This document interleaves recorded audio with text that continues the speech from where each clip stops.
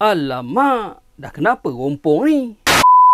Itu hari aku ada pergi Star S. Plannya nak tukar speaker kereta aku lah. Lepas tu terjumpa pula Merc JLA 250 ni. Nah, rompong depan dia. Ini Merc kereta sudah mahal tapi lampu tak terang. Susah nak drive malam.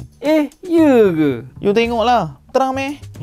Memang tak terang pun. Cutting line dia pun tak jelas. So, owner minta tukar lampu dia ke All X2 Pro LED projector headlamp. Yang ni cutting line dia cun. Cahaya pun lebih fokus dan steady. Confirm cerah masa depan owner ni. Yang bestnya pasal All ni ialah keupayaan lampu dia. Untuk lampu low beam dia saja dah boleh tembak sampai 150 meter. Jauh tu guys. Lepas tu, bila hujan pula, lampu still steady dan tak terbias tau. So, bila korang drive malam, tambah pula waktu hujan. Tak perlu nak risau dah. Last kali, jangka hayat All LED projector ni 160% lebih lama berbanding projector standard.